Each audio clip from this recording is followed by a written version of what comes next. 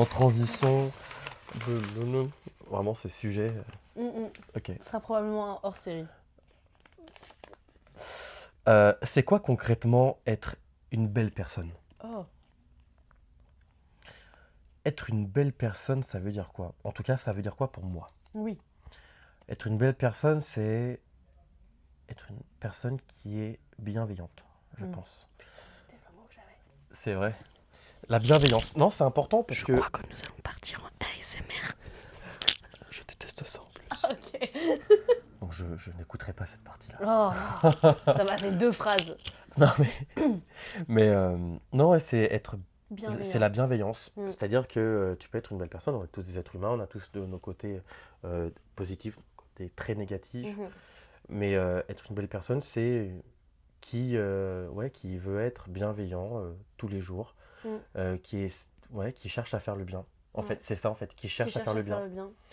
Et qui répand le bien autour d'elle. Qui répand le bien autour d'elle, exactement, parce que quelqu'un qui cherche à faire le mal, absolument chercher les ennuis, vouloir apporter le malheur à chacun ou à d'autres personnes, non, autrui. évidemment, à autrui, à tierce personne. Ce n'est pas cool du tout. Donc ouais, c'est un peu ma définition d'être une belle personne, la bienveillance. Bah, je suis totalement d'accord. En fait, c'est le premier mot qui m'est venu quand tu l'as lu.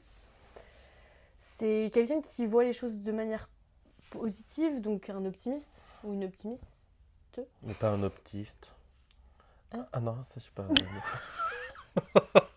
Qu'est-ce que tu voulais dire? Ben, je sais même pas. Donc, D'accord, allez, on avance. Mais oui, l'optimisme, c'est ultra important. Optimisme.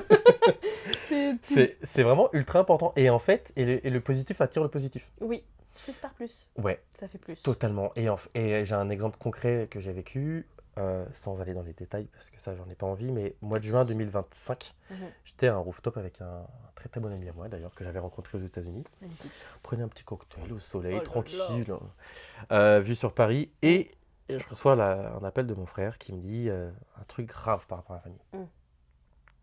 Et en fait, à ce moment-là, tous les trucs chiants autour de moi n'existent plus. Le seul truc sur lequel je me focus, c'est ce qu'il vient de me dire. Tous les trucs chiants, c'est-à-dire il va falloir que je remplisse ça, ou que j'aille faire ça, Oui. ou oh putain, c'est quand, entre guillemets, ton monde s'écroule un petit peu et tu ne penses qu'à ça parce que Oui. c'est le summum de tes problèmes. Et tous les trucs un peu bêtes du quotidien n'existent plus. C'est-à-dire que t'en as marre d'aller au travail, c'est un peu chiant, c'est machin, la routine, t'oublies. Ouais. Là, ce que t'aimerais à ce moment-là, c'est peut-être aller au travail plutôt que d'avoir le problème en question. Oui, oui, je vois. Tu vois? Et là, tu te dis, tu prendrais un plaisir fou d'aller au travail s'il n'y a pas ce problème-là. Ouais. Tu vois? Ça relativise. Ça relativise énormément. Et pendant 24 heures, donc à la fin, tout va bien. Tout va très bien. Et à la fin, je me dis, ok, je suis reparti sur un autre mindset. Je suis vraiment en mode, sois positif. Ouais. La vie, elle est courte. Tu peux avoir des petits tracas dans la vie. T'as mal aux dents de sagesse, t'as ci, t'as ça. Ok, il y a pire. Il y a pire. Et dans tous les cas, tu vas vivre pire un jour. Donc vas-y, profite à fond et sois heureux. Trop bien. Voilà. Mais attends, j'ai pas compris du coup, qui t'a dit ça? Moi, je me le suis dit. Toi-même, tu es une belle personne. Ouais. Ah non, je... Pour, en fait, c'est comment le mec, c'est une belle personne, mais pas humble du tout. Hein. Vraiment, le boulard, le gars. Non, mais en fait, tu parlais d'optimisme. Oui. Et du coup, c'est ce que je me dis, j'essaye d'être optimiste. Oui, non, c'est très très bien d'être tous les jours, même s'il y a des jours où j'y alors arrive déjà, pas. ce qui est super important, c'est d'avoir de la bienveillance envers soi-même pour pouvoir se l'apporter tout seul. Oui. Mais donc, quand on est apte à le faire pour soi-même, ça la rend encore meilleure quand tu l'apportes aux autres. Totalement. Mais donc, tu as parlé d'humilité. Je pense qu'une bonne personne, c'est aussi quelqu'un qui est humble. Ah oui.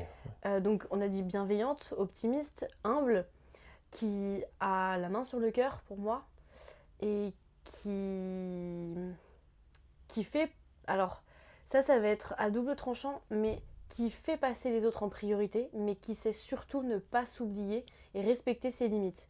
Parce qu'en respectant ses limites, en fait, ça permet d'être vraiment disposé pour les autres quand les autres en ont besoin. Et pas juste de tirer sur la corde, en fait. Parce que pour moi, une bonne personne qui tire sur la corde encore et encore, qui ne pense absolument pas à elle, bah, comment elle peut briller? Comment elle peut dégager de la joie, de la lumière et tout? Bien sûr, voilà. Je suis d'accord. Je disais à chaque fois, on parlait d'amitié homme-femme, je parle de couple, c'est vraiment, avant de rencontrer quelqu'un, il faut être heureux tout seul. Oui. Parce qu'en fait, la personne que tu vas rencontrer, elle ne doit pas être la source de ton bonheur, elle doit juste Mm, mm. contribuer à ton bonheur. Attends, pardon, je me permets juste de faire un aparté. Ouais. Pour ceux qui nous écoutent, si vous avez des anecdotes pour qu'on puisse les lire une prochaine fois, sur les amitiés hommes-femmes, sur les histoires un peu croustillantes comme ça. Oh, l'accent du Sud. C'est même pas moi qui viens du Sud. Et ben, n'hésitez pas à partager, à remplir le formulaire qui sera en description. Comme ça, on les lira dans un prochain épisode. Et ça nous fera vraiment plaisir de pouvoir vous lire, vous partager. Enfin, vous partagez vos anecdotes plutôt, parce qu'on vous partage pas trop. Mais on est très exclusif dans ce podcast. Mais voilà, pardon, je t'ai coupé, je te laisse Non, reprendre. t'inquiète. Et du coup, je disais, oui, il faut être heureux seul avant de pouvoir être heureux avec quelqu'un. Et ça passe aussi par penser à soi. Oui.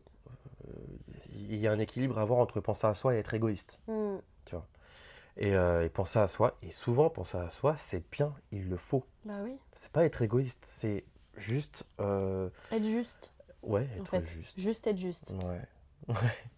Et après, du coup, tu peux t'octroyer du temps et tu as envie, en fait, de l'être avec les autres. Totalement voilà. d'accord. Eh bien, je propose que nous concluions sur cette phrase. Yes. Qu'il faut être bien avec soi-même pour pouvoir être bien avec les autres. Ça peut paraître con de le dire. Enfin, non. Pas con. Ça peut paraître futile et évident parce que beaucoup de gens le savent, mais c'est pas pour autant qu'il est appliqué. Oui, exactement. Et puis, comme on dit, hein, ce qui est évident pour l'un n'est pas forcément pour l'autre. C'est vrai. Tout à fait. Tout à fait. Bah, merci beaucoup, Julien, d'avoir participé. Avec plaisir. C'était très constructif. Ouais. Ah oui, Okay. je suis totalement d'accord et ça m'a fait plaisir de partager ces sujets. Et j'espère que ça vous fera aussi plaisir de les écouter. Carrément. Eh bien, à lundi prochain. Et sur ce, bonne soirée, bonne nuit, bonjour et bonne vie, quoi.